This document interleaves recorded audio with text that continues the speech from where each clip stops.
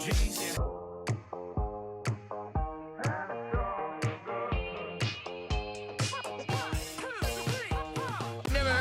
the fuck? It's like croutons in a soup. Don't turn down any opportunity, whether it's a camp, a clinic, because you never know literally who's watching. Make your own decision and stick with them and know they're the right decisions, right? And even if they aren't right, don't regret them. He didn't know creatine existed. So you got some creatine? He's like, oh, yeah. Lift heavyweight. Shipped across the border. I shipped across the border. Shipped across the border, man. Welcome back to Shipped Across the Border.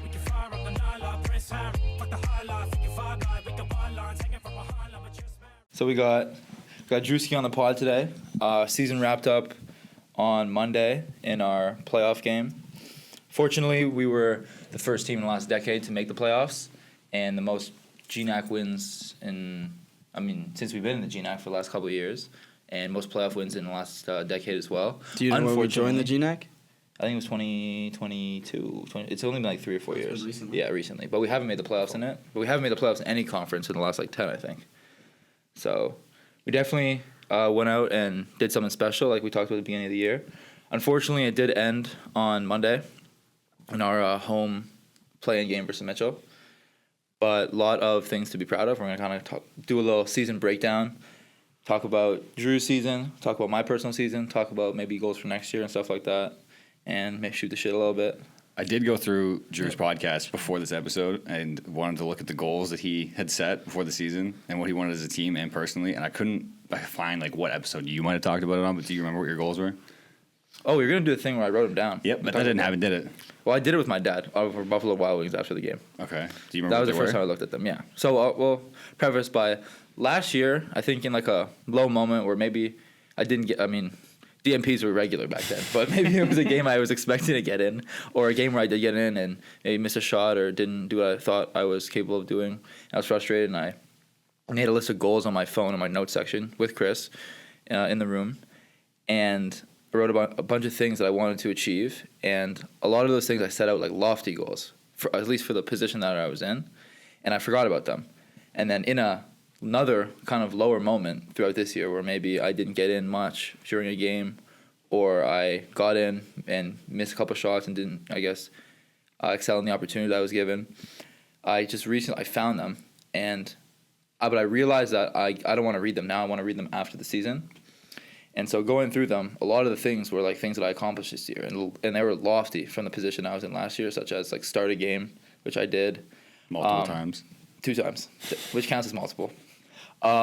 Hit 3 threes in a game, which I did, and a bunch of different things. There was even I was even setting goals like in practice, because at the end that's practice was all I pretty much knew. It was like hit 5 threes in a practice, or it was like there's a bunch of different things.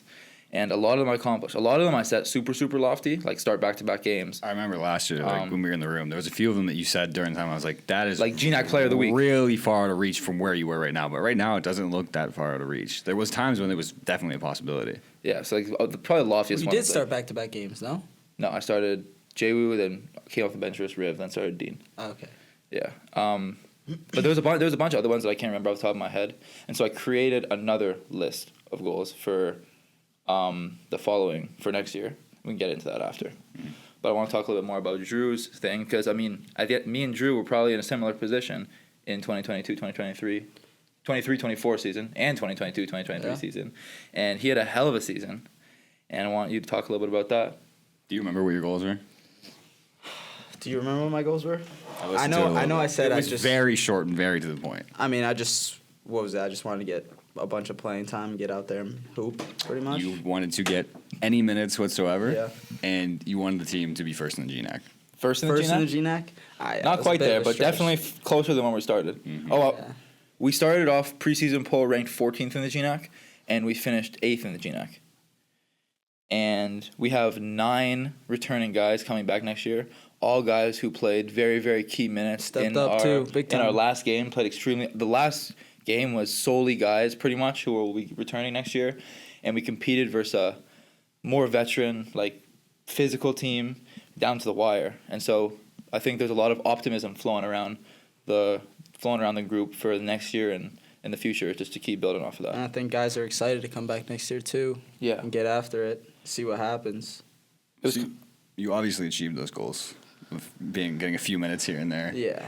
Yeah, I felt good about I'll that. I'll gas him up because he's gonna be a little too nonchalant. But Drew had an amazing season. He was either led our team or was second on our team in points. Second, Averaged double definitely. digits. I think it was around 11 points a game. Shot the shit. Damn. Shot Shot the shit out of the ball. Shoot the ball. Shoot out of the ball. Shot the shit out of the ball. Okay. He shot the shoot out of the ball. He definitely got them bitches up. But All right, bro. I mean, like, No, I thought we were gonna be a little bit. I thought we didn't support cussing on here. that's Here we go. No, but you hit what 63 threes, shot 33%, which on the quality of shots that you were taking, shooting double teams. 33% over double teams, fading from the volleyball line extended, all three at the same time, like super difficult shots because you're getting so many bodies thrown at you, because other teams respected you and your ability to put that shit in. Pause. Wow. Wow. So you've been known to be good at putting it in from time to time. All right. Oh, yeah, we gotta reel it back. But yeah, so you had an This is amazing. good. Why? You had an I thought amazing. it was supposed to be a season recap. Not how good you are in bed.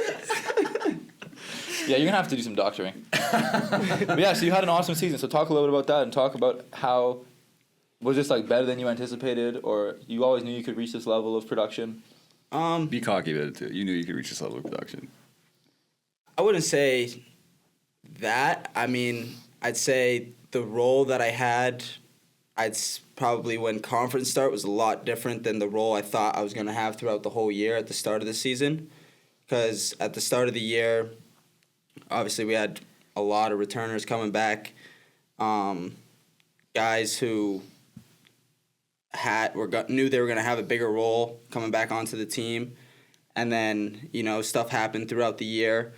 And I was kind of just, in the first half of the season, all the out-of-conferences, I thought my role was just going to be, play defense, hit a couple shots here and there, just try to get everybody involved and play the game the right way and, take reasonable and good shots.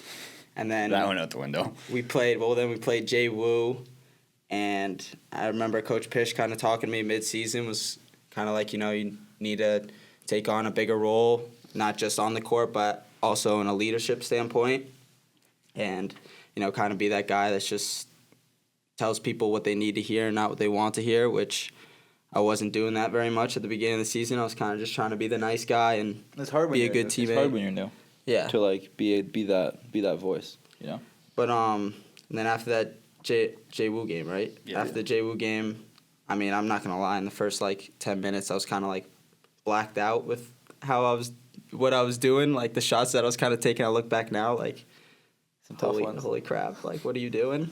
But They were going in though.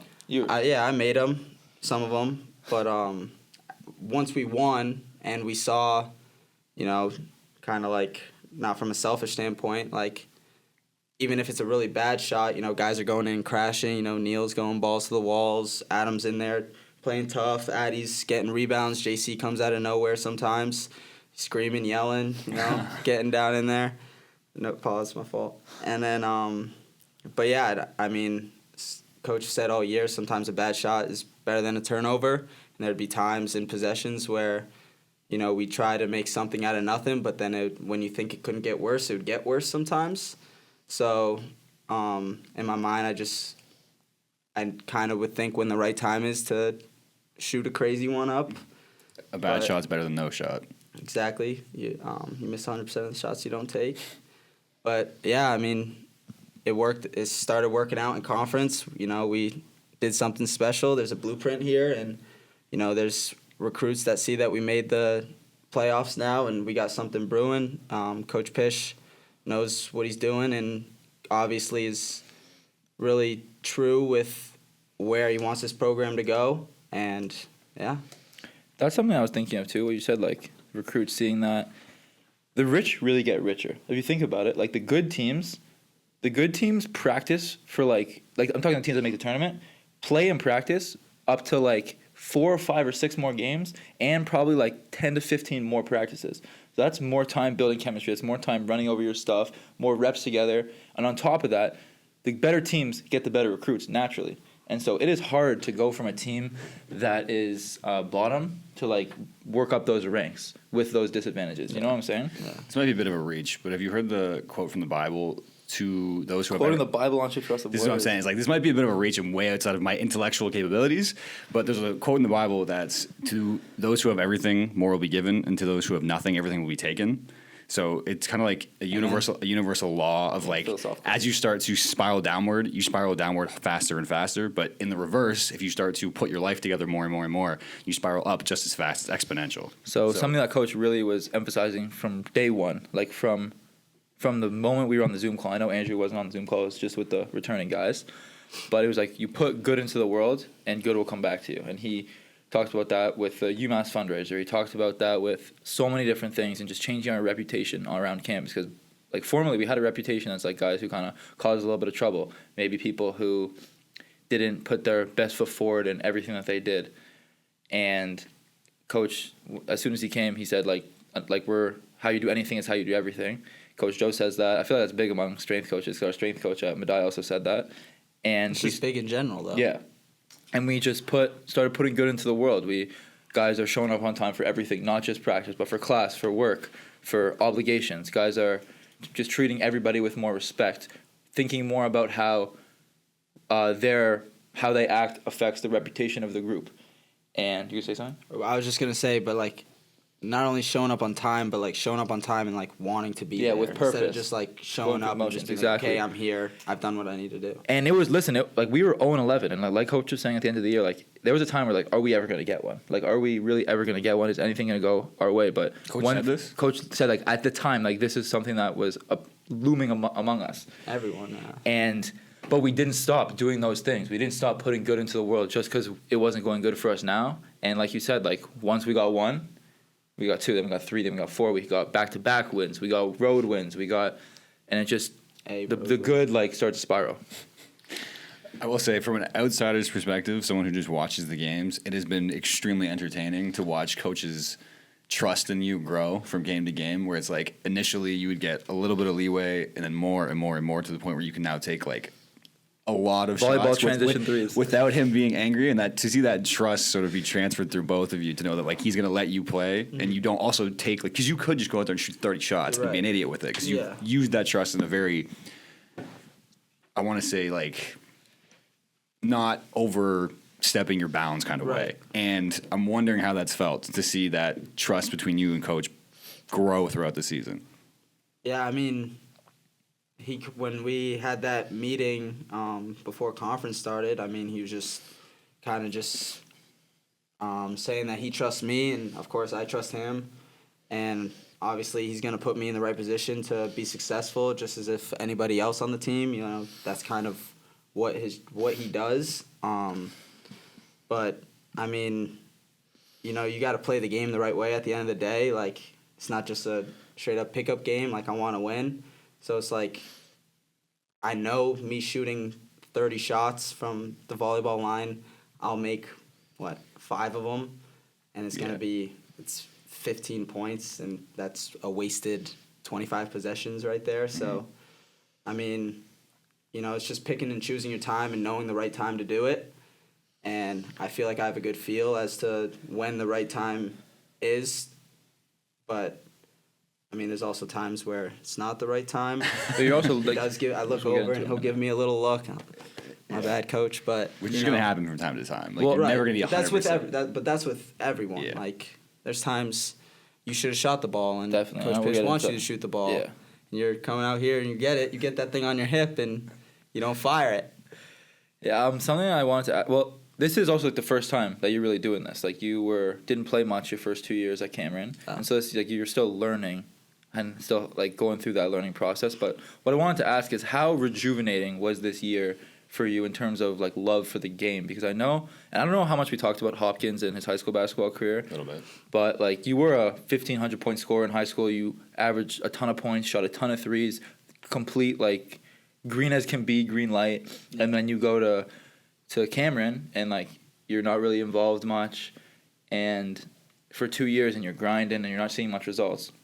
And so now to come here and see results and being able to translate that to the game and stuff, how rejuvenating was that for just like how much for your love of basketball? Yeah, I mean, it feels obviously really good after the season, being able to just get back out there and compete at a high level and, in front of like a whole Elms community, which is, I mean, you saw how good the community is here. I mean, everyone kind of showed out. Yeah, we'll get into that too. That was awesome. But I mean, it was out there, it was different because I knew, I could play somewhere and there's going to be a home for me. So when I'm working out and everything like that, that's like where I'm envisioning myself, in different positions. And then now it's here. It's, I know what to expect. I know what I'm going to get in games. I know how teams are going to treat me. So, I mean, it's big time for me, off this season. Obviously, I want to get better, and there's a lot of things I need to work on throughout this off season. It's just consistency. Consistency is the key at this point.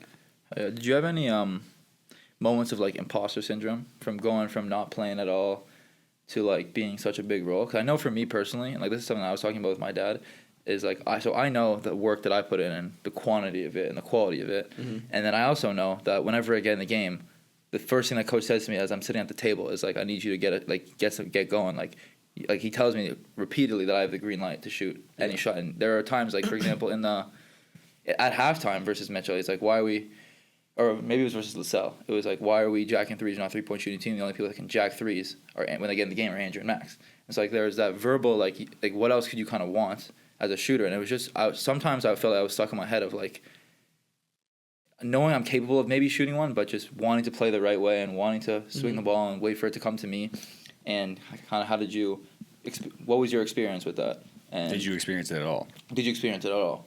Like Imposter syndrome. So in the sense of like when you're out there, did you ever feel like your inability to like let yourself flow throughout the game and like be just in it was sort of blocked by the fact that you're in your head like, do I really belong here? I spent 2 years as a red shirt. Like, is this really the spot? Like, you really really want- at am I re- Cameron or this Like, year? this year. Like for example, when I get in the game and So- he takes me out for shooting a shot that I don't think is open. Yeah. And I'm sometimes in the moment I'm like me, like he wants me to shoot that shot, like which in my head isn't a great shot, but in his mind I'm a good shooter who works on my game a lot. Yeah. Like that's a good shot for our team type of Right. thing.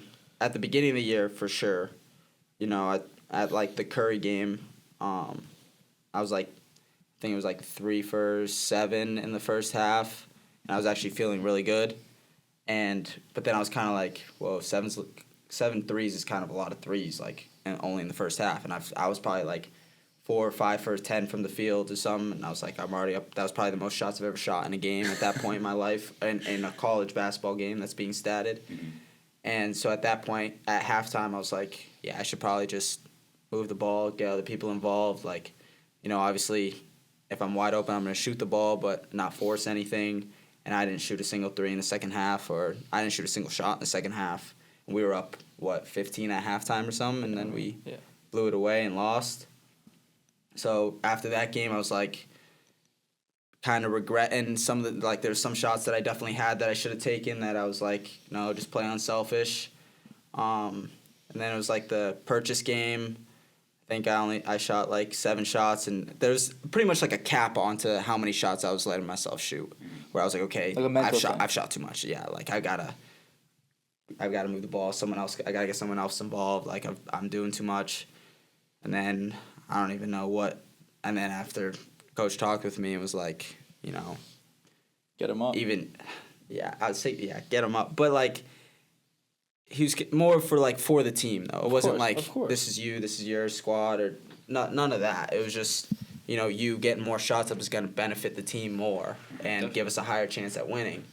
So after that J-Woo game, I don't know. I at that point I was like, because we were talking about how we were at the beginning of the year, we were worrying about our percentages, like if I miss this, it's gonna drop it down to 30 or something like that. Once that J-Woo game started, I didn't even want to know how many shots I took. I didn't even want to know how many points I had or how many shots I made or anything like that. I was just kind of out there just playing how I normally would play. And, We got the dub. yeah. And that's And kind of then- what started us rolling. Yeah. Like after that kind of we broke through. you could just feel the vibe in practice was different. Guys were focused on executing more. Guys were more focused, and that's kind of when we started to really take off. So you were surprised by the leash that he gave you originally. Like you capped yourself, you're like 7 shots is my limit, and then you had a meeting with him, and then you were like, he clearly there's a limit that he has versus the one that I have that's not really there. I mean, there was no cap from him at all. Like, he always said to me from day one, like, I know you can shoot the hell out of it. Like, go shoot the ball, hunt your shots and everything. It was just more like me, myself. That imposter syndrome. Yeah. So, like, I was just kind of just telling myself, all right, like, you're playing too selfish right now. Like, move the ball, stay out of the way, try to, get stops on defense, worry about rebounding or something like that. It's weird to see people's personalities sort of bleed over into basketball. And I know Brad's talked about this in the podcast before too, but like how some people suffer from being too reserved and then some people are just too unhinged, and like the weird balances of both extremes where it's like some people go out there and shoot 30 shots and the coach has to be like, hey, relax, versus the other kids you have to go out there and be like, you can shoot this, like it's okay, like I'm not going to yell at you, we need you to shoot this if we want to win the game. And it's just funny to watch that pan out right now because you're also the same way off the court. Like you're much more like out there, you don't really give a shit, and then him like very rigid, very straightforward thinking, doesn't want to step off the beaten path. It's like sort of weird to watch that bleed into basketball. Yeah, basketball is a very good metaphor. Like we talked about this in the car. It was me and Andrew. It's like a couple things that are very like you tell how you are as a person is how you play basketball, how your room looks, and if you put the shopping cart away when you go grocery shopping. Mm-hmm. We've talked about this in the podcast too. Yeah, those three metrics are pretty strong correlations. I think the room one is one. Yeah. What does your room look like? I wouldn't say my room, but I had my roommate my first year at Cameron. His room was a mess, like always a mess. Never would clean his room, like it was bad. And I was actually like on him about it all the time. Like, dude, like look at this. Like, how can you be walking into your room? You tripping the second you cross like the door. outside of the room, like he's really personable. Like goes around, isn't afraid to like go up to someone, have a conversation or network. Networks really well. It's not definitive. Just kind of. It's not like a definitive thing. This is why I it's don't just like- correlations. Correlation also doesn't equal causation. This all is the why I time. don't really like the statement, how you do anything is how you do everything. Because I've poked too many holes in it, and that's one of them. Where, like, how you make your room, make your bed, that kind of thing has to correlate to how you interact I think with the people. room thing is more of, like, at least for me, the way I interpret it is, like, more of, like, clarity. Like, I feel like if your room is organized, there's a lot higher likelihood that you're going to have a calendar for yourself. You're going to be scheduled out your time. You're going to be, you know what I mean? Is that it's not necessary? necessarily that, like, you can't speak to people or that But you're... is that necessary for success? Because I would ask also before I do that, how well did you know him? To the point where, like, maybe deep down on, like, a subconscious level, this might be, again, too intellectual, but, like, maybe he was really kind of messed up there, and like the room was a subconscious reflection of his mind, but he just put on this front of like he's really personable and all this stuff. No, You I can be spent personable every still. single day with him. So you would know. That year, yeah, we talked. Yeah, no, me and him still talk to this day. We call all the time. Whenever we have phone calls, it's like for freaking an hour. He doesn't shut up sometimes, But yeah, I mean he does the right things, but it's just his room is just bad. It's bad. It was bad. So yeah, I would say, is that a prerequisite to being successful? I don't think it's also definitive. I think it's just like there you could draw some parallels there. I don't think it's. Because I would say the more that I move But through, yes, clean your room, kids. That Clean is- it. is your room is clean? I'm going to assume if you're going to say that. Yeah. Yeah. I clean it, and then it gets a little dirty, but I tend to reel it back in sometimes. I think there's a threshold for most people, and like, I think my threshold is definitely higher than his.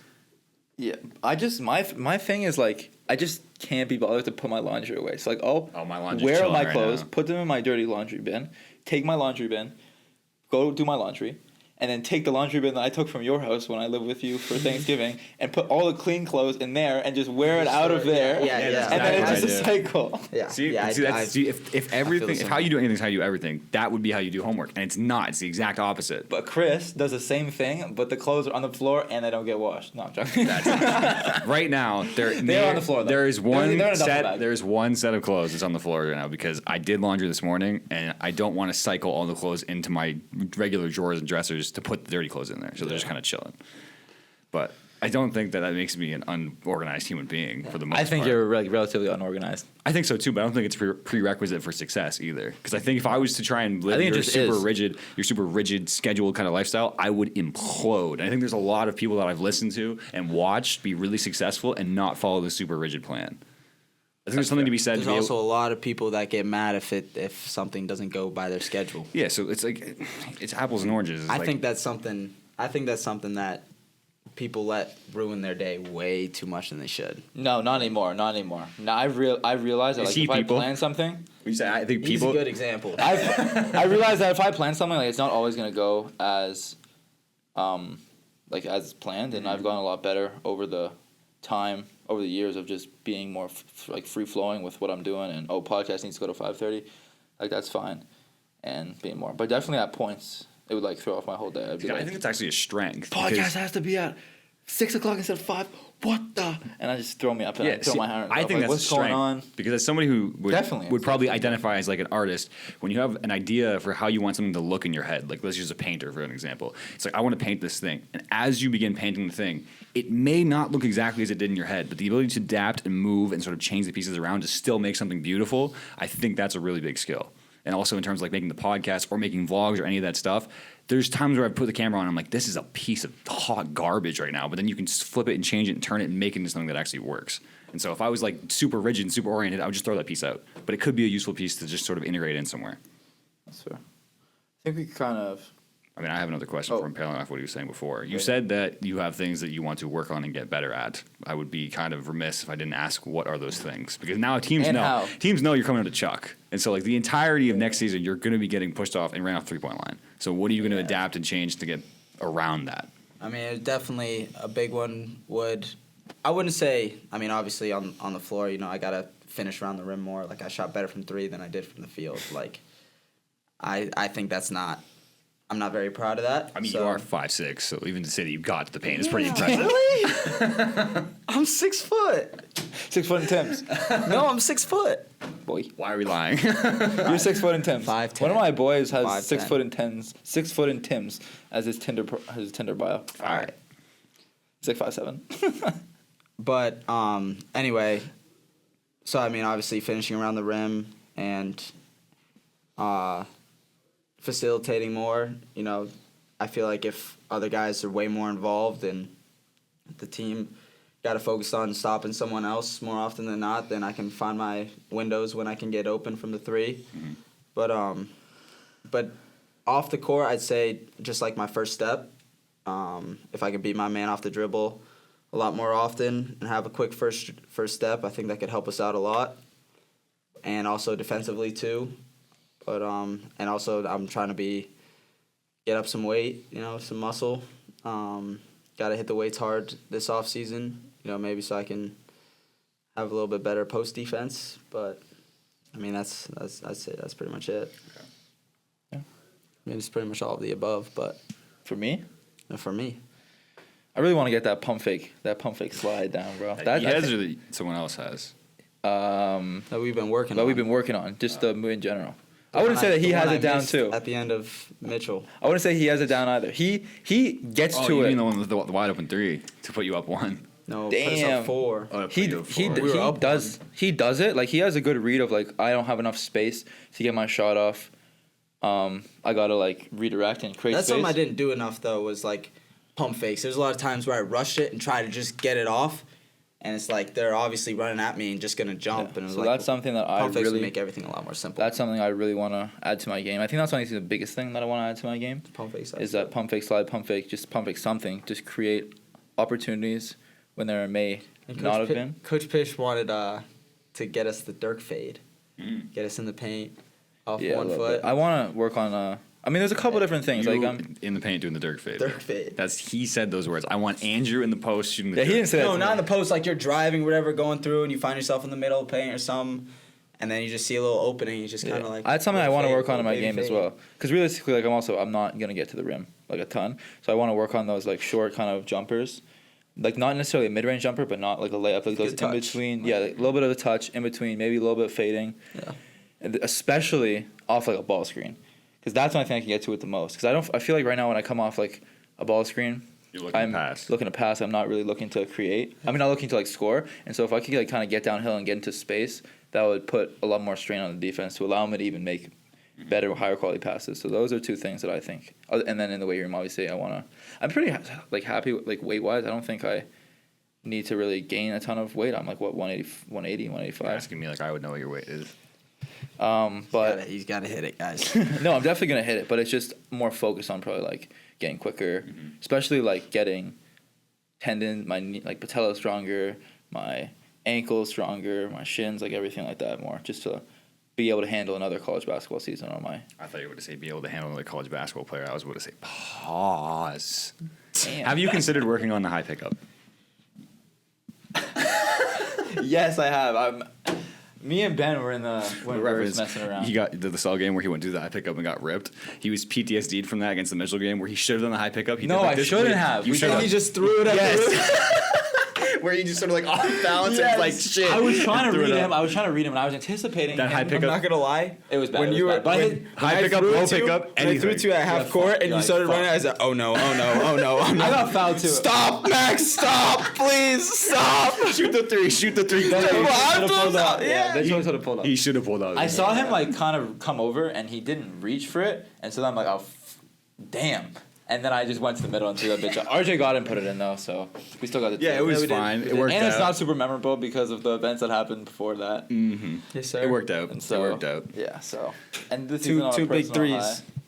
Yeah, so ended the season on a personal high. I was actually talking to my dad. Oh, that's also something we got to touch on. Is before you tell the story, like that you hit 2 threes in the playoff game. Yeah. You went 2 for 2 from the field In, like, to start 30 the game. seconds. Yeah, it literally back-to-back plays. Just skim over that. Yeah. Straight That was cold kinda- turkey right off the bench. Didn't play in the first half, but they went to his zone and coach threw me in to change it up, to get some new looks, potentially get some offense going. And honestly, I didn't even hit any of the threes versus the zone. I think they went back to man right as I came in the game. But we came. I told Ant, I don't know the place. I hate inbounding the ball. That's one thing I hate inbounding the ball. So every time I get in the game, Andrew inbound the ball. Came off the screen and they got confused and off 2, knocked it down in the corner, and then they came off thumbs down and hit one possession or 2 later. Kind of blacked out. Those shots did not feel good, but I think it was just an accumulation of. I mean, I was super due. I missed like 10 or 11 in a row, and so I was super due. And yeah, just. Not to Things steal happen. not to steal your thunder, but why do you hate inbounding the ball? He doesn't know the plays you just said, right? I do know the plays, but not. I like inbounding the ball. I don't know. I You don't think know if I'm inbounding the ball because you got. it's just I want. I don't know. I feel like you as a point guard know more. Like know where would be open more and stuff. Like I'm not a good inbounder. I'm not a good inbounder. Stresses me out. It really stresses me out. Oh, okay. I know what you're saying. Like Like, you having don't know fun. where the openings will be. Like, Like, what's going and on. it just at all stresses you. times. You have to make the Like, I want to reads make. now. I don't want to put the team in the best position to make to get don't an wanna get a opportunity. 5-second call. I don't I'm want not a gonna 5-second lie. call. I don't want to turn over the ball. I want to put somebody who's at the moment like more capable of making that pass and let me come off the screen and shoot it. A very embarrassing moment for me for the season that I didn't think would be as embarrassing when you think about it is getting a 5-second call. That happened? Yeah, against Emmanuel. We were like inbounding the Oh ball my God. underneath our own rim, and I was like, oh my God, do I pass it? Do I call I a also timeout? low-key Oh my God, have- what do I do? And then it was a 5-second call. I was like, just kind of stood there, like, what do I do now? Yeah. Walk your ass home. That's what I did. Yeah, so that's also something I need to get better at. Just my confidence in being a playmaker, and that translates to like passing the ball from out of bounds, making those decisions, which I'm not quite there yet. But that's another thing is like throughout these open gyms that we're gonna do in the off season and playing That in the will be summer. mic'd up. Yeah, so I want Ooh. to continue That's gonna to be so fun. develop as more outside of a box of a shooter. I will say, I think you and Ben might owe me a pair of shoes because as soon as he hit that, me and Ben got up and he stepped on my shoe, and now we're rocking this. Oh, wow. It just blew. It exploded because he stepped on my foot. And I went to go like this to fist bump because I was so hyped, and I looked down and I was like, "Fuck," and I had to live with that for the rest of the week. Bro, guess what my 3-point rough. percentage was after I made a shot? Like the next shot after I made one. Again, in the Mitchell game? At all, the whole this season. whole So like, season. what is his percentage on the next make? So after he makes a shot, What's your what is the percentage likelihood now? the next? I finished the season on 30% from 3. But So after it I get made bumped one, up? after he I makes made a shot, what's the likelihood the next one goes in? the next In a 3 game. goes So if in. he makes his first shot, what's the likelihood that the shot he takes after that one goes in? Doesn't have to be the first one, but just get one to go. The next the percentage of the next shot. You guys already did this calculation? Well, he knows because he's sadistic and weird. What is it like? 100. It's so you were Every doing second single- shot after a make that he's taken has gone in. So if he makes the first one, the next one's going in. Statistically, you can bet on it. Bet the house. Like every single game that I hit one, I either hit one after, like right after that, the next shot went in, or I didn't shoot another one. So like the Plymouth game. Oh, so You know what I'm so talking like about? if you had shot another one, Mitchell, you would have been 3 for 3. Statistically, would have been 3 for 3. you would have made it. Like Gordon game, You could have pulled that thing from Yucatan. I should have shot the transition one. But like so, WestCon game came in, hit one, next shot went in. Does this count It's for not- it's cross not- games? Like if I hit one in WestCon, or if you hit one in WestCon, sorry, and then That's you came what I to was the next thinking. game, does that next shot also count? No, because I was Has to 2 be for the 2 same at Mitchell, game. and then I was 0 for 4 in St. Joe's Main. Has so. to be the same game. And it's also not a huge sample size. 'Cause I only hit threes in like 6 or 7. Wait, that's or the 8 dumbest games. question I've ever asked in my life. If that was the case, he'd be 100% from 3. Yeah, Yeah. you're a moron. Sorry. You thought the same thing. Yeah. It's just a funny stat. It's just like, need to work on more consistency more. I know you were just like laying in bed looking up at the ceiling and just like I was just talking to my thinking dad. about it. You're like, wait a second. He used his Every game that quantitative analysis. Every game that I made one, every there. game that I made one, I made another one. If I shot another one. Statistically, I am 100% if I shoot another You guys might think I can't shoot the ball, but statistically, I'm actually unreal. Yeah, so I think I just straight need from to the get, hip. By the way, Depending on how I on the catch vlog, you're gonna love this. On the vlog, there's 4 comments. One of them is from Ben saying you're so tough. One of them is from my boy back home, and it's Joe Rogan but with a jumper. And then the third one is a random kid that we've never met before, and it says your set point is too low. Nice. Shout out Cross to to the kid. po- What's cross his to the- name? I don't know. like Carson or something. Yeah, so I was going to Cross respond to him, and I was going to say, "What color is your college basketball jersey?" I was going to say that, but I feel We like it's a crossed little the aggressive. point of social media fame where we get hate comments. Well, we've been there. But that, like, I was like, Out of 3 comments. one of the and 4 JC commented something yeah, too. JC, I didn't know. JC. JC JC but comments everything. No, I'm just As kidding. I love being JC. like self-aware, like that's one of the reasons why I do want to incorporate that like pump fake slide, because at the end of the day, like my set point is low. That's just the way my body moves. That's how I've always shot the basketball. And I mean, I only got blocked twice this year out of like my 40 attempts. So it's not hindering my ability to shoot. But as I continue to get more respect from other teams and chase off the line, like it's going to be more contested, and so I'm going to need to be able to create more space in order to get my shot off, which is something I recognize. So I'm also working on that jab as well. Exactly, get a little stuff going. And yeah, now it's baseball season for you. I was about to go with that. It's Yeah. baseball season. Games have been postponed so far. Why? We've had 2 Oh, games never postponed Never mind. Shut up, because Melvin. it's really sunny outside. Snip. Why? We can't shut up Melvin on the pod. I feel like the people who know, and that's not Yeah, okay. but he has nothing to do with anything right now. All right, if it's gonna get snipped, let's explain. No. I mean, we can. About Melvin? Yeah. He's fine. Fine is probably an overstatement. Like, Okay. what were you Now about that's to? pretty What were bad. you about to explain? No, I just wanted you guys to explain what the inside joke was that I was out of. That Melvin. No. No. So, I mean, we can dabble in the We baseball. set some goals for baseball season. Yeah. What's the goals for the baseball season, man? And then we'll get into goals for basketball season 2025. Personally, Yeah, and as a team. I mean, personally, it's gonna be the same thing as basketball. Just You just getting. want to play. Period. Yeah, I mean, this is the first time I've played in 3 years now. Those 2 years when I wasn't playing basketball, I didn't pick up a baseball at all.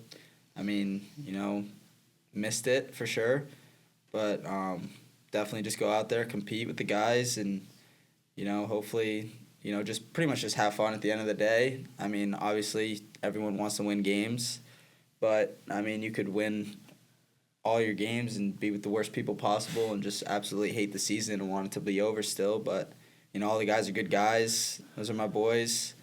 I mean, we all want to compete together and, obviously play as many games as possible. So hopefully we can go do that. I mean, you guys are perennially, at least for the last couple of years that we've been here, the best team at Elms in terms of sports. Them and women's soccer. Yeah, you guys have been the best teams, like the most wins. So Although low-key women's basketball, it's catching up.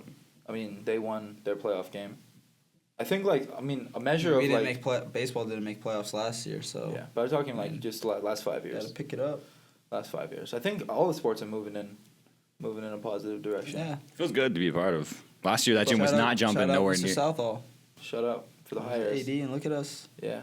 Go Elms. That's what I was going to talk about before, which is we'll get back to the baseball conversation in a minute, which is how it feels really special to bring competitive basketball back to Elms. I looked at the stat, it was 250 people in Pinelli Arena for our playoff game at Mitchell, which is like a pretty good turnout for a bottom Division III I basketball have team. a suggestion. If Mr. Southall watches this, can we put the stands out behind our benches, maybe? Okay. Get some more Is that fans a in there. liability in case someone's behind you guys like yelling and saying some crazy things? No, other teams do it. Do they? Yeah. I mean, like, I know schools that, like, throw the baseball team right behind the other team's bench Oh, dude. and just let them go. I mean, our baseball team would probably do something stupid, but, like, we wouldn't let our baseball team do it. But When we went to Alfred at Mandai, they had the entire, I don't know if it was the football team, but they just lined a single row, and they were saying the They had a craziest ton of stands, stuff. too. They had like Yeah, rows it was and rows and rows. actually there was probably like 800 people. It felt like in that arena. It was violent. But no, Pinelli was electric. Lil P was packed. There's so many better, called it what? so many It's a better, low key. better acronyms for that. That was fire. That's a fire. Nah, for- that was a good atmosphere for sure. Definitely one of the loudest games I've ever played in. Yeah, Like, and of my basketball and career. Credit to like us and our team and you is like Elms has not been in, hasn't had the opportunity to like be in that environment, and like the city of Chicopee, like, there were people from the city, like not related to Elms, whatever, that came out to watch some competitive basketball that day, and like it feels good to have brought that. I saw like coaches who brought some of their kids, like high school kids, to come out and see. Yeah, like a lot of people just came One of out my to elementary support. school teachers was there, which was actually fire. kind of crazy. That was trippy. 413. You hit a three and you looked right in the stands. You're like, oh my god, Mrs. Wise is in the stands. What's going on? Shout out to 413. No, he heard me cuss, and I was like, ah. Fortunately, like my dad was there, who I mean, throughout my college career hasn't been able to see me play, and they've been to a couple games, but I mean, first 2 years they didn't see me on the court, and they came this year, and I mean, I got on the game, but didn't really do much, and then so to see me get some buckets, that was the first time my dad saw me like get a college bucket, which was dope, and I think just the whole environment was awesome, and it feels good to like really bring that competitiveness back here and like give the school something like to be proud of, you know? Because I feel like one of the things about Elms when I look back on it, and not that I'm at Elms and next year too, but like when I'm reflecting on the year is like, and just the school in general is like this place is my home. As much as people maybe say like they don't like whatever or their experience, everyone's experience is different. Like being an international student,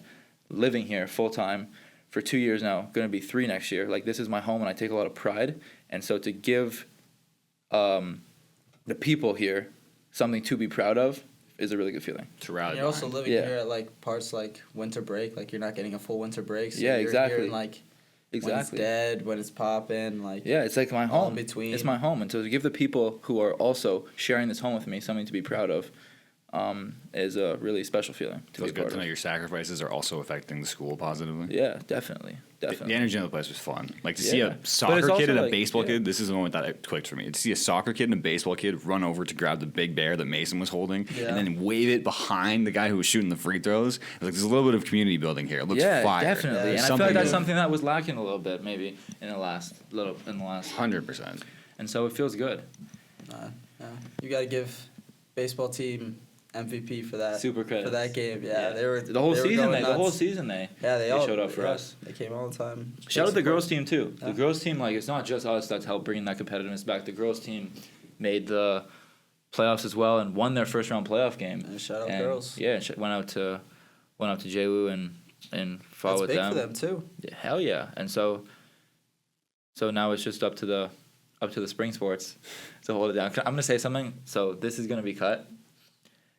Cut back. Now you guys. Whenever don't cut Don't, this we're not out. okay. Don't cut this out? No, cut this out, please. Please.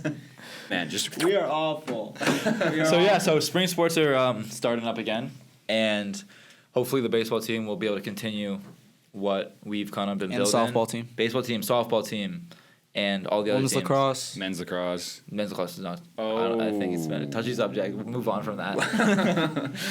Yeah, so hopefully they'll be able to see success in their respective areas as well, on the field, on the diamond, And the diamond. and yeah. Diamond in the rough. What are some goals you have? Diamond in the rough. Is that what you're referring to? Is that what you're referring to? actually did it. That's a banger. That's a banger song. I don't know if that's what you're referring to. Or you're just like being cringy. I knew as soon as he said diamond in the rough, I was waiting for that. Like just a little side eye. What are some personal goals you have for next basketball season? Do you want to see an increase in points, increase in 3-point percentage, increase in efficiency, increase in defense, increase in what? I Please, say, defense. What? Nothing. I mean, obviously defense. You always gotta, be better in that. That's probably the most important part of the game. But I'd say just more efficiency too. I wanna, I don't want to shoot for 33% for the rest of my college career.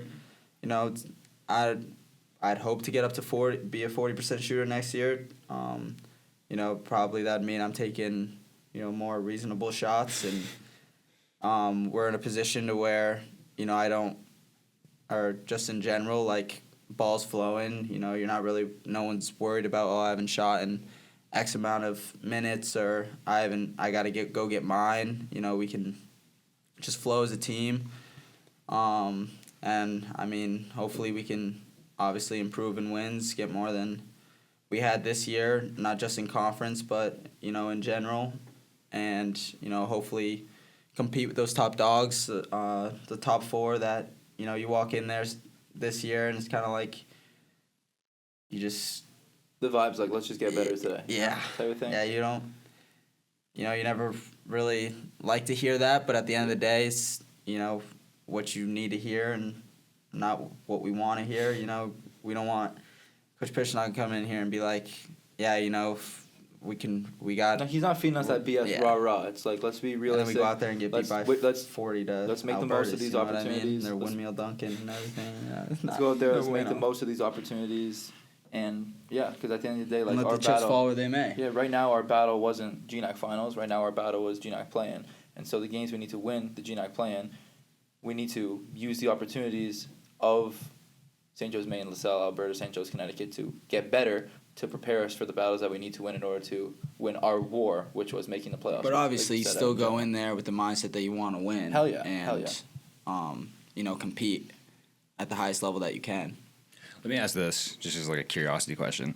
When we went into Utica and Naz against Medai, those are two of the top teams in Yeah, our I've conference. heard those schools. Empire 8. Coach Hack never made it apparent that he thought we were going to lose. Like, to his core, he believed that we could beat every single team in the Empire 8. Is that because he's a psychopath, or because there was a closer skill gap between Medai and Naz versus you versus Albertus and St. Joe's, Maine? I think, honestly, it was a closer skill gap. I think that, like, even looking, like, comparing the conferences this year, I think, like, our conference is extremely, extremely top-heavy. Like, the top 4 teams in our conference are very, very strong.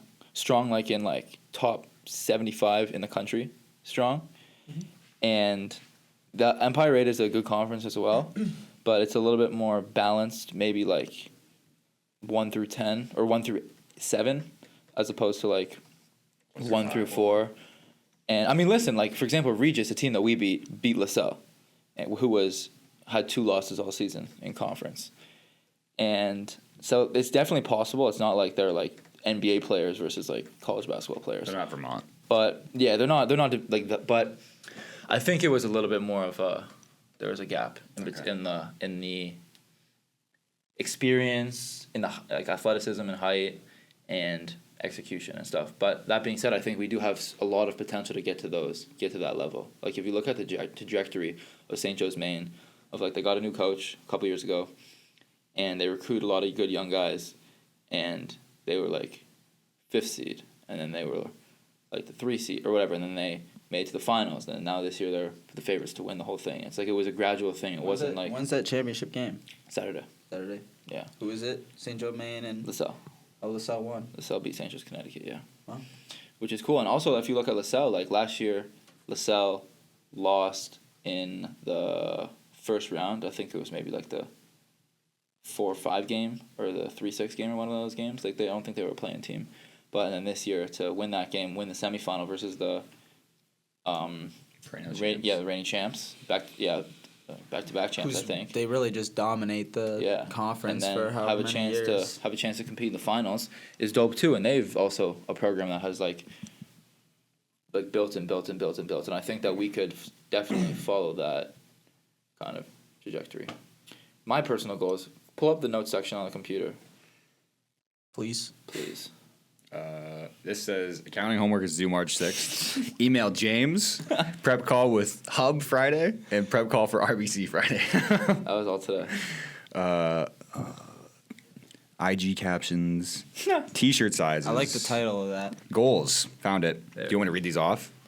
I have a bunch Yeah. of them. I can read them off. You can read them off like mentally.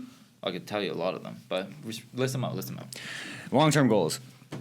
Damn, why are you like hawking my notes section? My bad. Bro is pocket watching his goals. I'm reading them. I'm reading them. Long-term goals. Number 1, GNAC Conference Player of the Year. Didn't hit it, but That's not what I said. what do you mean? It Player says of the week. GNAC. It says of the week. Sorry, my bad. See, that's why I was reading it to help him out. Let me see if this is even the right ones. It Is is. the right It ones? is. It is, I it remember is. the date. 2025? Yeah, 2024. Bro, I want the ones for next season. Oh, Bro, See, this is why I'm looking to. bro, it's the first ones. it was not in the view. I saw Hub interview. What do you want me to do, Okay, bro? read those off. GNAC Player of the Week. There you go. Blazer of the Week.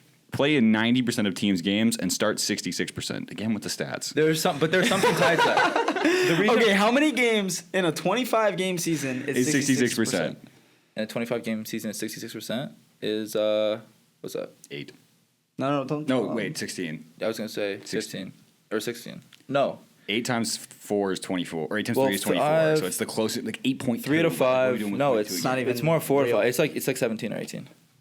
8.333. I think it's technically 25 games. 16. 66% of 25 games is like 17. 16.66. Yeah, whatever. Round it up. Yeah. There's a reason for that though. I think in order to be nominated for academic all district, you have to meet those. Okay. So it's not like what do you call it? It's more of It's just something you pulled out of your. Yeah. Hit at least 1 3 per game. Goal of 89 in brackets. so if I hit 89 threes next year, which is How many did I hit this year? 63. I would be at 100 You career want to threes. gap him? That's 20 more threes. The reason for that 26 is to be because exact. I would be at 100 career threes. Okay. And I feel like that would be like my 1,000 points. Okay. So Valid. Reasonable. and listen, maybe I That's come back for That's I have worthy.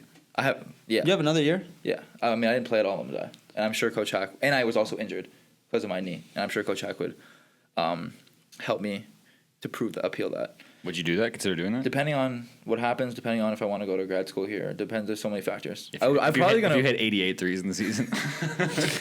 I'm probably gonna appeal for it just to have it as an option, and we'll see what happens. And over 2 years, I mean, listen, I would still have to shoot the shit out of the ball in order to hit it over 2 years. But I just wanted to put that into the atmosphere. Hypothetically, this is going to be a dumb hypothetical, but like hypothetically, because you can hold on to your eligibility for your entire life, correct? Yeah, if I want to be like 65. Let's say yeah, you come back and you become a coach, but you also play for the team that you're That's coaching. not possible. Not allowed? Probably not. That was a lot of words said. He asked hypothetically if you have eligibility, could you be a player coach? Like, could Coach Pish like just lace him up? If he had eligibility, though. Okay, could he put himself on the That would roster be and lace him wild. up? I think technically, maybe. I don't really know. That would be fine. Technically, Okay. but ain't no way. I just wanted to clear out. Okay. Shoot 36% plus from 3. Yeah, Would you shoot this year? like around 30, like just south of 30. Okay. Shoot 20 plus free throws, which in order for that to happen, you're going to have to get fouled at least 10 times, Yeah, which means you're going to have to put the ball on the floor. that's the goal. And Shoot, drive. how many free throws? 20. I mean, over take, the season. take You 10 shot how many shots. this year? Zero my not There's, zero my career. so there's 2 scenarios. You take 6 shots from 3 where you get whacked, not happening, or you take 10 shots inside the arc. Not happening. I mean, we'll see. That's why it's a goal. I set some lofty ones. This is a pretty low bar, but take a charge. That's not that low of a bar, considering I don't know if I. What's your ever career taken one of charges? Zero. In basketball. 0. You've never taken a charge? No, I've never. I've been on. haven't- his I've head. never I haven't stood like either, this by and the just way. hugged one. I haven't either, by the way. But it's Coach just Hack crazy. had a drill last year. Well, last year when I was playing, where he'd take the basketball and just like run into us. We'd have to take a charge. do that this year, too. He had to go through like 6 extra renditions where he just like bodied me to get me to like actually take the charge because I just had never done it before. I don't know how to do it. Take the fall, I would like land on my butt. It just And wouldn't you look led. right. Who led the conference in charges? I don't know. I haven't. You took a bunch though. He did. I Took took a bunch. I don't recall. Probably had like 9 10? charges Yeah. on the year, 10 charges. Took a bunch. Charge merchant. Yeah. Well, it's also because I get a mismatch down low, and I'll just stand there and just let the guy just shoulder me, right? Let him I'll pound just, you. Just fall, yeah. Anyways, All right. That was a delay. 5 boards in a game. That's doable. Reasonable. Yeah. That's super doable. I feel like you've done that this I year. get 5 boards. You had 4? I don't know. Maybe. I don't know. Maybe that's a low bar. Maybe it's like 7 or 8. I was gonna say, you definitely. I feel like Maybe you that's got a low 5 this bar. year. Average a steal per game. Yeah. That I think sounds. that's super achievable. If you play zone, Even if we play man. I'm you're in gonna lanes, rep bro. somebody. You're gonna No, rep somebody. I'm in lanes. Somebody's just you're in there. I mean, I think we're also going to play a lot of zone next year. That would make sense. It did work a lot. It worked pretty well this year. Yeah. I've never seen. Actually, I did. Die when you. I'm kinda a the same zone thing. merchant, bro. Noticed. My defense rating goes up like 30 points when we go to zone. 3-to-1 assist to turnover ratio. In order for that to happen, you got to pass the rock. That's very good. I mean, I pride myself on being a person that doesn't really turn over the ball this year. I mean, at all. Like, there's no reason, if I'm not dribbling, there's no reason for me to turn over the ball. I had a couple this year, but I think it was 2-1 this year. That would make sense. But I also didn't have a Pass- ton of assists either. Maybe yeah. it was like, yeah, so. Finish games, by the way, finish is spelled with 2 N's, which is actually how Yeah, you we use the don't- plural I for can't- Finland. Finland people are Finnish. So whatever the fuck that means. Finish games, non-garbage time. Do you want to be in the closing games that matter? One of the goals was last year was play rotational minutes, not in garbage time, which I accomplished this year. Like, I contributed in meaningful basketball, and even in the playoffs. Now you want to be a closer. And now I want to be a closer. And the only games that I've finished, like being on the court when the final buzzer sounded, was games that have been blowouts. So I want to close some games. 5 threes made in a game. That would be. I would probably. I'm out of a seizure, dude. If you hit 5 threes in one game, I'm gonna have a heart attack. You hit 2 was enough. Like, I lost a shoe. I had a little bit of a vein going right here. Get an end of season Elms award. What is that? We're doing like some awards this year called like the Bolties, like a play on the Grammys. We as in the entire We as in athletics the- department. yeah, and so Okay. there's gonna be some, whatever. There's some awards. It's I don't know. Some are performance based, some are leadership based, some are what do you call it? all the normal like banquet award Yeah, things. and so I think it'd be cool to be a recipient of acknowledgement in that sense. Wouldn't be surprised if you get one this year. I have no idea. Biggest nerd on Elms men's basketball. Yeah, like, that's what I'm saying. Multiple games with 3+ threes made. Also, I had one this year, so Yeah, so you multiple need games would be multiple. dope. Yeah. Add a pump fake slide 3 to my bag. Hell yeah. Now, I would ask, what is the metric for when you've achieved that? If you hit it once in game, does that mean you added it to your bag? I did hit it once this year, So but was I it in just your stepped out of bag? bounds. Huh? I stepped out of bounds. So What when game is was it? that? Trinity. So you know how goals. The whole bench was going. Their bench was like, "Oh my god," and then the rest, like, I was like, "Oh my god, bro!" And yeah, I really needed that one too. Negative aura. So what? So goals have to have a metric and a deadline. So what is the metric? What is the deadline for having a pump fake slide 3 in your bag 5 made pump fake slide threes by the end of the season? Okay, Type that in. I'm not doing that Just right do- now. It's just I'll too do much. I'll we have do it it. on video. I'll do it later. Be captain of the team for the rest of my career. I mean, I would it's not anticipate but unless it's- you would unless you anticipate it, do but it's some not- esque shit, they're not going to yank your captain title away from you. But nothing's promised. Like, at the end of the day, I still need to show up every day, with my best intentions going forward, working hard, holding everybody accountable, and do it every day for the rest of my career in order to maintain that title. Like, we've seen what happens throughout the year when you don't make the choice every day, and I want. Yeah, I mean, you're pretty private with so. Like, why are you leave? We have to cut so much stuff out. I think he just likes making himself do more work. Yeah, literally. Like, that's the only person you're. I just think it's funny sometimes. To throw But things yeah, out there. like, nothing's promised, and at the end of the day, I have to show up every single day with my best foot forward in order to maintain that. What? Point of No, I the was just gonna say the mic. What he you always go. does this, where it's just Yeah. like the ether. There's no way that picked any of that up. Well, it will. picks It's just it gonna up all- it sound like picks it he's all up. talking in another room. Yeah. I'm trying to think. What else is that? Is that all that's on? Yeah, that's all that's on there. Is that all that's on there? You need to speech therapy. So, I've been stuttering a lot recently. Like we've been walking to the gap and Honey was like, "Damn!" Like just, oh my god, dude, spit it the fuck out. I mean, I've never heard someone speak as fast as you. Like, Yeah, in my life. I speak faster than him when it comes down to it. Like when I have caffeine and nicotine in my system, it's just this moves so fast that I try to shove everything into one sentence and it doesn't work. Funny thing to add to that, I think why I'm like stuttering the last a little bit more, is because I either bit my tongue or I burnt my tongue, and so my tongue's a little like swollen, so it just feels like thick in my mouth, and so yeah, literally. Yeah, I sent a photo of it to Alex's mom because she's a Nurse, dentist, dentist. and she said it's just a burn. So now What it's do you, getting what do better. you think it was? Cheerios and ramen, probably. I thought it was a burn, but I was also Like, like what do you think like the possibility of it could have been? Like, so that you were gonna. I went grocery die? shopping with my dad, and I got a bunch of different like fruit, like blueberries, grapes, and I didn't wash them, and I just started eating them, and I thought that I think that there's not a big, I don't wash my fruit either, by the way. What? That's where I got it from. That's where I got it from. Bro, if I buy fruit, I'm murking it straight out the package. Why would I wash my fruit? That's where I got it from. As somebody who grew up on a Chemicals farm, on it and stuff? as someone who grew up, that's why you buy organic. As someone who grew up on a farm, like, I'm not worried about the chemicals. So I was like, started to like, enough. I started to really like be paranoid. Like, is it bacteria or something like that? Fortunately, knock on wood. over chewing it to kill the bacteria. And with their 3 extra chews in here to kill this blueberry, make sure it doesn't infect me. No, so yeah, I'm fine though. Probably gonna start. It didn't really answer my question, his question at all. You said, "Why is your tongue swollen?" And you said, "Because I stopped washing fruit." Why What was does I that mean? swollen? Because I think I burned it. I made a ramen On fruit? No, I made a We know ramen. you burned it. I was saying, what do you think it could have been? Bacteria, like Oh. an So infection. you burned it and then ate bad fruit that wasn't washed, and that got into your tongue and made it swollen. No, the bad fruit had nothing to do with it. So why did you add that? Because he said, what else could it have been if it wasn't a burn? Oh. I'm like, could have. I mean, in a A parallel universe. terrible case scenario, like it could have been like some bacteria or something. I don't know. Like scare the shit out of me. But I'm all good. It's okay, you're alive. Still kicking. Live to fight another day. Let's go. I have one more thing before, because it's an hour and 45 seconds right now. Really? Yeah, Damn. What? This podcast. that's how long the for an podcast hour. has been. An hour and 45 seconds. Oh, nice. I have one more thing, because you mentioned this the other day, and now I have to know. He recently went to the bookstore with me and bought a book, and endowed on me the knowledge that you've started reading The Alchemist. Yeah. How far into it are you? I'm like halfway through. The introduction. Huh? The introduction. I'm like at the point where the boy started working at the crystal shop? store. Yep. I've read The Alchemist And 4 times. He's leaving it. He's leaving it right Have now. you taken anything away from the story so far? All sheep think about is food and water. That's the bar. Have you read The Alchemist? I have not. I'm not going to go through the whole No, summary but of The Alchemist, but like the following your destiny or whatever, like that's a big portion of what's going on with him and the king.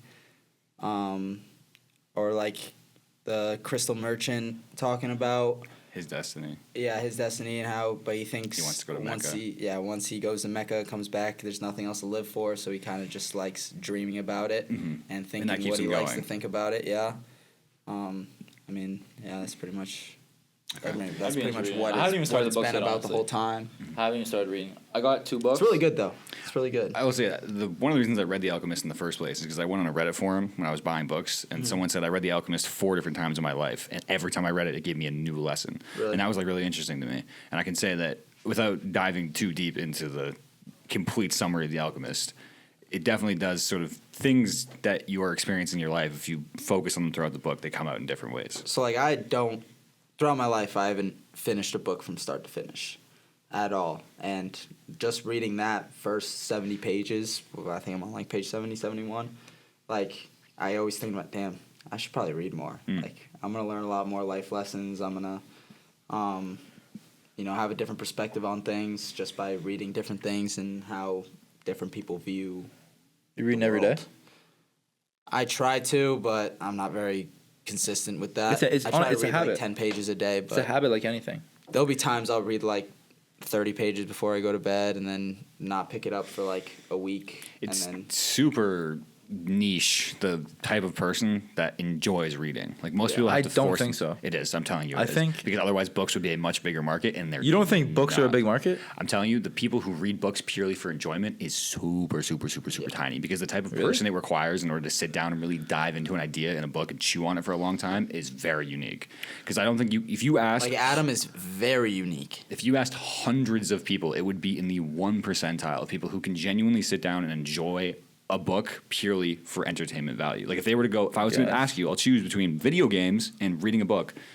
How many people are about to choose a book? It's very, very, very, very, very I niche. guess. I haven't started reading. So I got 2 books. I got both of them blanking mine. Oh, their names I are know what blanking. they What are are. they called? The first one is The Man's Search for Meaning. Yes. By Viktor Frankl, and about- I told him to get it because I've also read the book. It's basically about a Nazi camp survivor, and it was the first. I believe this is true. It was the first worldwide written account of what happened inside the concentration camps. So it was like the first. Like, 'cause for a long time after the concentration camps happened, there was a lot of doubt and skepticalness around whether or not they happened or not. People were lying, and so what was his going on. account actually validated that had all gone down. And then on top of that, layered on that, Viktor Frankl was a psychologist going into the concentration camps. So he was able to psychologically break down the different types of people and which ones were capable of surviving and what it took in terms of hope and meaning and disparity to allow yourself to make it through something that traumatic. And so it's like really Very heavy. deep and heavy and So I haven't started that yet. So I have, and I got another book which was. You're very sorry, real quick. You're very big on like psychology and. I don't know if I'm things like big on that. psychology. It's just kind of a byproduct. Like when you really start reading a lot of things and listening to a lot of people, psychology is just littered throughout humanity. And it really does interest me. Like your interest, you don't get to choose your interests. Right. So things kind of just gravitate you. So Yeah. like the idea of how humans became humans and how we are the only species separated from the rest of the animal kingdom in terms of consciousness and that kind That's of what he's things. reading about right now. Yeah, Sapiens. It's the short, brief summary of the history of humanity. You read every night. No, I read in spurts. So like I read Okay, yeah. to satisfy my curiosity. Yeah. So there's days where I've read 150 pages because that single part of the book was like I just needed the answers, and then there's days where I'm just like I don't really want to read. I don't want to touch it yet. So I haven't read. Oh, and then the other one Yes. is also it's a It's fiction, fiction. book. Yeah, sci-fi. It's sort of sci-fi fiction. I Like did the a Three very, Doors very, or something like that. Something the along three those body lines. problem. Yeah, the 3 body problem. So I'm in a weird kind of thing right now where I want to read the first, like the book about the Holocaust first because A, it's a lot shorter, and B, there's a trilogy for the 3 body problem, and so I don't want to read the first book, get the second book, get the third book. I mean, which they're like 400 pages of book, so it's going to take me a really long time, and then this book gets kind of pushed. So because it's short, I want to read it first, but because it's so heavy, I have to like wrap my mind around it to get it done, you know? Yeah. And I like to read before bed, and I don't necessarily want to read stuff that heavy If you're thinking about it, it's going to fuck before with your bed. sleep. So I'm kind of figuring out a time, whatever, and just kind of letting it marinate right now, and then I'm going to just jump into it. So you haven't started it yet. No, I have not started it yet. And I need to return to the Kevin O'Leary book either, because I'm definitely not reading. Why did you decide not to read that book? Because I learn about finance every single day. Just- I just don't beating a wanna dead horse. Read it again. Yeah, I just don't want to read it. I feel you on that one. Are there any genres of books you've considered dabbling into, or things like you might be interested in, but you're just like, I'm not really there right now? I'm just kind of. I mean, I've been talking about 2025 New Year's resolution, trying to read some books, and Addie just kind of came out of nowhere. I'm just like, here, read this book. This is a good one. So, I mean, I haven't really thought about it at all. I mean, I want to read the David Goggins book. I have He's that been if talking you about want. it. That was kind of You the have it first here? book that I wanted to actually like I get don't know into. if I have it here, You can bring but it back I on can bring lunch it break. back after lunch break if you want to read And it. then I watched Coach Joe's podcast and kind of that whole mindset thing. So Yeah, maybe yeah, try to that's get into nice. something Gotta like get it, that. Yeah, Coach will have to give it. I think he's reading it now. But like more so, not like not any like crazy fiction books or like Doesn't fantasy interest you at all? things. No, No. I wouldn't. I need a new video game, bro. I It's need like a new things that I can apply to the real world. Then like yeah. Here's my that'd be- problem with that'd that. be interesting. As somebody who has, I own hundreds. not hundreds, but like Close. close to 100 books. Last year, we had a library in our room. And I've read a My- majority. So yeah. like, here's the thing, right? So what I experienced as a 17-year-old was like this insatiable thirst for knowledge and answers. Yeah. And I needed to find answers for a plethora of problems. And the problem you find yourself with, and this is an Evolve Ravikant quote, is if you get enough advice, it all cancels to zero. And I experienced that with self-help books, where it's like if I read a book about, I had a book about this, investing into the real estate market. I can fill my brain with all of that information, but the point of a book is to change your actions and change how you're living your life. So if I read that book, it's almost like a mini obligation, like an anchor that I throw out there. Now, if I don't use the information that I just got, it's basically wasted time that I read that book. Right. And so every single self-help book that I decide to read is like throwing mini anchors in multiple directions for things that I'm trying to improve in my life, which is a very inefficient way to go about doing things, because then you're getting pulled in multiple directions. You're going to get nothing done. Right. So now I've become much more niche and much more hesitant to pick up a self-help book per se. I'm much more. Just want to be more direct with. If I'm going to pick up a self-help book, it's going to be something that's directly applicable Yeah. and something that I need answers to right now. Okay. So that's most of the stuff that I read now is it's pretty heavy and it's pretty perspective based. So like if I'm going to fill my brain with something, I want someone else's perspective on the world. Okay. I want to understand how they think, how they see things, and how they think. So like I would be the same way, just with like mindset stuff. if you're going to throw an anchor out there, it better be something that you're going to directly apply to your life, is what I Yeah. would say, in Yeah. terms of books. Otherwise, you just fill your head with useless knowledge, which I have a lot of, but like, Yeah. it's just kind of floating around there. And it's fun to talk about on podcasts, but it's much more interesting if you've actually used the knowledge you're talking Right, about, right. which is something I actually picked up from the Coach Joe podcast as well. I don't know if you're definitely not experiencing this because we lost on a Monday and Wednesday you were supposed to have a game for baseball, so you had a quick turnaround. But dude, I'm bored as shit, bored as hell, doing nothing. This And- is a prequel to how the end of your basketball career is going to look. Yeah, bro. I was actually kind of thinking about that. It's like, dude, and I'm also like, Think about how Addy and Yeah. Neil and Tajay. I mean, couldn't- if I Tajay couldn't- doesn't have I will a say year. when I didn't understand why Neil was crying on the bench, but then after hearing Ben talk about it, I was like, I kind of get it now. This is like because he injured his hand Yeah. and he couldn't play for the rest of the game. That's his last basketball Oh, game like He he has, was like, when he was have crying you like, seen on the bench, because- and I was like, I didn't even understand the emotions. Have you seen him since? No. He's in a full cast. Yeah, and he wanted to play through that. And clearly, I can Nick lie, was you Nick was can't- like, you no, can't say nothing about Neil. No, he's. about it. bro, Can't say, he put it on the floor that night. Same with Adam. if you, He went back out he there went too. out Neil there, went back out there. I know. and he shot free throws. He shot a 3. He went and got an offensive With a rebound. fresher wrist. He went I'll out- forever have so much more like respect for Neil just But like, it was because of that definitely right there. a moment of clarity for me where I looked at him and I was like, he's having this. The entirety of his life has been spent focused on this one thing, and now it's coming to an end in 1 second, and he doesn't get to decide when it ends now. Yeah. Which is a sort of a helplessness feeling. And kind of like the way we lost, and he had to kind of sit there and watch.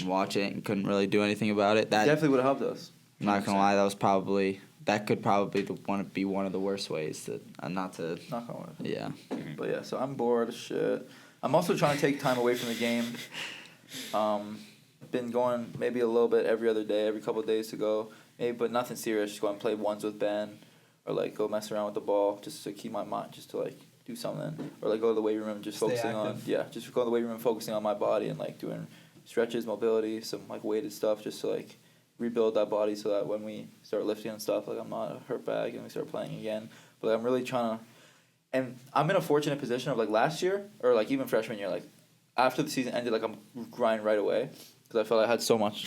I appreciate that. Yo, he's really like Yeah, a he's vet on at it. this point. Like Yeah. he knows better than you do. I think like I have so much more to prove. I have so much more to prove, and like now is really the first time where like to myself, like I'm not gonna say I'm satisfied because I feel like I could have done so much better than what I did in the opportunities that I was given. But I feel like I have something to show for my hard work. Yeah. And so that feeling, like I can feel like okay, you can take a little bit of time to rejuvenate before you get back to work. And so I'm kind of in that phase right now, and yeah, dude, I'm bored, and I need a new video game. That's how. Is that the thing? You really think that's because that's a Band-Aid bullet hole situation where it's like you have interests that are probably untapped that you could probably get into right now that you Dude, could sort of preemptively but- see like after my career is over, maybe I can So do this time last year, started playing Elden Ring. You ever heard of Elden Ring? It's like a video game that's like super in Boy, depth. Andy I played recommended it. Well, we yeah. kind of co-recommended it. But I've spent 150 hours on it from the off season last year until halfway through the summer, and it It's- was awesome. it's one of the hardest video games on the planet, and Really? it won Game of the Year in 2022 and 2023, I think. Back to So I back beat the years. game. Chris said I would never beat it. Beat the game. Technically, and you haven't beat it. No, I did beat it. Yeah, I did. You haven't beat the DLC. Yeah, I haven't beat the DLC, but So I you have. haven't beat the game. No, the DLC. Is that part of the game? No, The DLC is It's- part of the DLC is whoa, like whoa, part whoa, of the whoa. It's game? in addition to the regular game. it's in addition to it, but you have to beat the regular game in order to even. Also, like, when we said this, we didn't set metrics. the metrics for the deal were going to be that if you don't finish it without summons, I'm gonna have to explain Elden Ring now at this point. Without summons and without Ashes of War, then No, it's never not Ashes of War. I'm pretty sure it was Ashes of no, War. No. There's two That's things a in the boss. game that give you a giant advantage. And one of them is Ashes of War, and the other one is summons. Summons are other people helping you fight the bosses, so you can like summon people you've already beaten in battles to fight the boss. And then the Ashes of War are like attachments onto your weapons that give you huge advantages to fighting. That was never. And so that was never it. there's like in the Elden Ring community, there's like sort of this stigma around using summons to win things because it's essentially cheating among the people who beat them Right. without summons because it's like 1v1 versus 10v1. Yeah. It makes the fights a It lot was- easier. yeah. He would never have. it's- He would still be on the first boss No, if I he wouldn't. wasn't allowed No, I to wouldn't. use summons. I swear to No, God. I wouldn't, bro. No, I wouldn't. Hand-to-hand combat, one boss, he'd be screwed. So you might as well Unless beat you- the DLC or whatever it's called. Dude. The Like DLC in is order for me also to beat the hardest attachment to any game that's ever been created. Yeah. It's so the, I've the beat hardest every boss single fight. thing up until the last boss, but the last boss, like realistically, it would probably take me 10 hours to like learn his moveset and his movement patterns in order to be able to dodge at the right times, Even with and attack summons. at the right times, even with summons. It's like super time consuming, so I've only like messed around with it a couple So times. this is like you need a whole scouting report for these guys that you're going up against. There's TikToks that I've watched. Obviously, I haven't experienced this 'cause I haven't played the game, but there's TikToks of people who have been in the gaming community for like 10 plus years, and they will stand on the fact that this is the hardest boss that's been created in any video game ever. That's crazy. It's actually it's made to be unfair. It's like, meant to be almost unbeatable. Yeah. So that you have this like thought of like I gotta. Yeah. I gotta People keep do going it at and- There's, whatever. do you know who Kai Cenat is? Yeah. He beat Elden Ring, and it took him for a boss that took him. He didn't beat the DLC. No, he didn't. He beat regular Elden Ring. Yeah. And for a boss that took you like what 10 hours, the lava giant or the fire giant, sorry. Yeah. It took him like 85 hours because he did it with no Yeah. summons, and he's not very good at gaming. But the entire gaming community was. You gotta credited- give me some credit for beating the game. I'll give Even you with some. summons, even with Ashes of War, even on like you can't change the difficulty, but you can restart the game, and every time you restart the game, it increases the difficulty. Also, the beginning of the game can be changed depending on what No. build you pick. No, it's not. So getting completely naked with a club isn't harder in the beginning than Because you having pick up a mage. weapon, and then you go right to that first thing outside of the castle front. You get the same sword that everybody else gets, and then it's the same thing. Dude, a mage by the end is a lot easier. It depends. Dude, It's I've so watched complex. footage on fighting mages. It's like stigmatized. Bro, I've been every single build. It's so confusing. You're not even gonna understand. But yeah, so I need something. I need something like that again. I have. This is another thing. You want to talk about useless knowledge? I have because he went way too much useless he element went- knowledge in my brain right now. I've he never went- played the game. He went through the whole thing with me because we lived together, and I would play it all the time. I watched and him he die recommended it to me, so hundreds of times to the lava giant. He would sit next to me, and we would be like hype, like this is what I gotta do, and this is what I gotta do. We'd be game planning for this. It was fire. It was awesome. But yeah, did Sam ever end up beating it? Not. I don't. I think he might have also be on like the hiatus where he got to a point where he's like, But he's on the regular game. He didn't even get. he's through. not using summons, Oh so it's a lot more time consuming. yeah. Then we could wrap it up. I feel like I was going to ask something else. Or I was going to talk about David Goggins. There were so many things to say before Elden Ring got brought up, bro. I swear to God. My brain. I'll show you the game. Come back to the dorm and I'll show you the game. Okay, yeah, I was going to ask actually, why does the David Goggins book appeal to you? Like, what makes you want to read that book? Just from the fact that, like, what he's experienced throughout his life. and, Example? Like, going through Hell Week, what was it, like 3 times or something like that? And that's like, Two or three times, I yeah. couldn't even think of going through Hell Week. He went through Hell Week with, by the way, fractured ankles, Yeah, it's inflamed, like just really, a bunch what of was it? settings that probably weren't ideal for living a normal life, but he went through Hell Week with them. Like, just the fact that he is so comfortable Being uncomfortable. Yeah. and or like that some race or whatever that was like with groups of like 5 and he did it by himself and his Yeah. feet are bleeding. Like, he's a maniac. Like, he's insane. I want to say there's I'm not saying I want to be I'm not going to be anywhere near that, but it's there's just kind of something like about I want that. to know what that thought process is I of can like how he kinda can in the moment be like, preemptively tell you what that is, and it's because he's broken, like as a person. Like his childhood was horrific. He talks about it in the book how his dad owned a series of skating rinks, like rollerblading rinks, and his dad also trafficked prostitutes across the border and stuff. And so most of David's childhood was spent being like the guy at the front of the skating rinks where he would like wash the shoes and then hand them to people and stuff. And he would be in middle school and being up until like 2 a.m. doing this stuff because when the rink closed, he would then go upstairs to this other couch where he would sleep on the couch. Yeah. And so he's up way later than he should be at the age of like 6 years old. And so this started affecting how he was learning in school. And teachers thought he was really dumb, so they started treating him differently.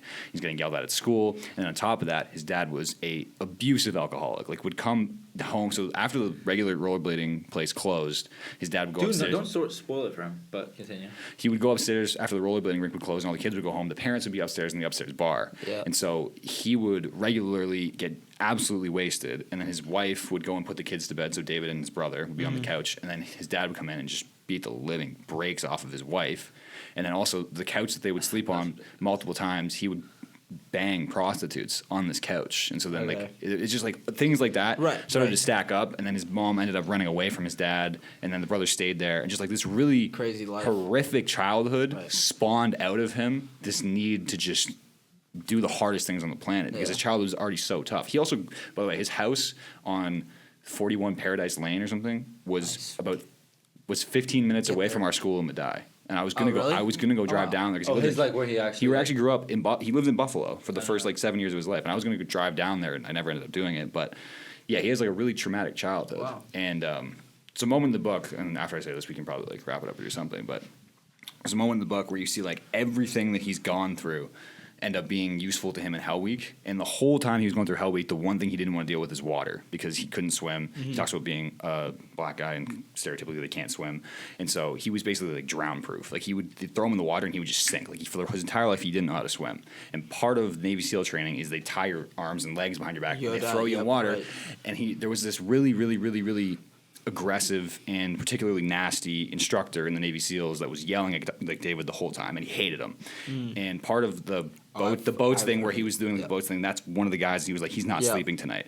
He remembered just like looking up into the water when David was basically drowning to death, and this is the only guy that could save his life. And he was like basically grinning, realizing that David's going to like pass out and possibly die here. And so he had to go through like deep in what he calls his cookie jar and pull out all of these memories in order to like go through this super traumatic thing. Wow. And it's just a crazy story, man. Yeah. Let me get off on that. I don't really know what to say.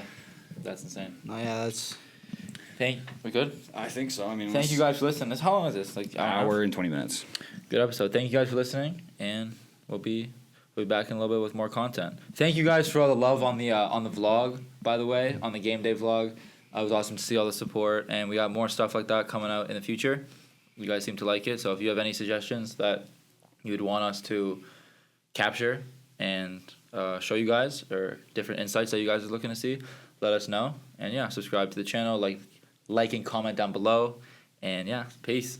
I skipped my high school prom. Now that part of me